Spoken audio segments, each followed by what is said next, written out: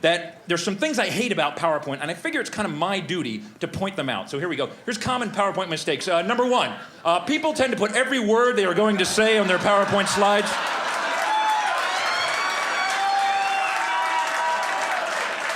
Although this eliminates the need to memorize your talk, ultimately this makes your slides crowded, wordy, and boring. You will lose your audience's attention before you even reach the bottom of your first slide.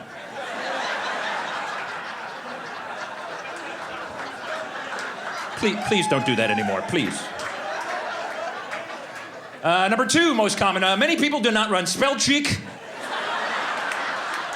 Big mistake. Nothing makes you look stupider than spelling errors. If it's got a red line under it, recheck the spelling. And then finally, I hate this. Avoid excessive bullet pointing, only bullet key points. Too many bullet points, and your key messages will not stand out. Hence the bullet point. Bad color schemes, not good. Clashing background and font colors can lead to distraction, confusion, headache, nausea, vomiting, and loss of bladder control. I can't stay on that one too long. Here's something I've noticed. The number of PowerPoint slides you have in your talk, the less useful your talk actually is. Unfortunately, my presentation is right there.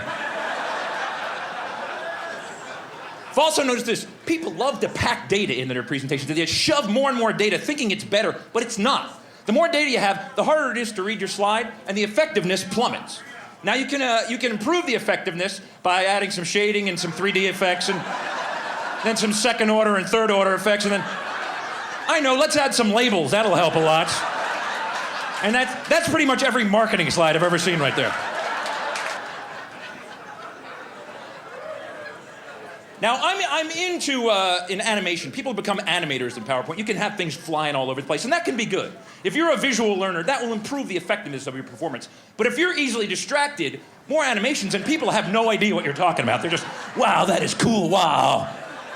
And there's regions here, by the way. There's the simple but effective region. There's the active but confusing, the effective but boring, the active but ineffective, the dull but static region, the busy but useless, the ADD only region, the useful but amusing, the stupid but confusing, the dull triangle, the hyper triangle, the sleepy square, the dizzying pentagon, and everything else I just call pointless motion.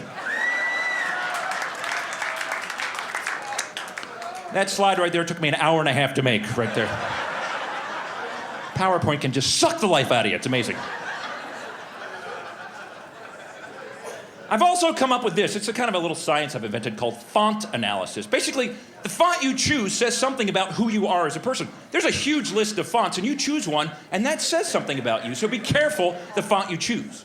For example, if you choose Courier New, it happens to be my favorite, you're probably organized and structured. If you choose Matisse, it means you're artistic. And if you choose Times New Roman, it means you're lazy, apathetic, and unimaginative, and you always use the default. Oh.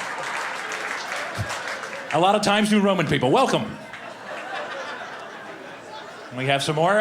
If you use freehand script, you're a horrible speller, so you try to hide it with a hard-to-read font.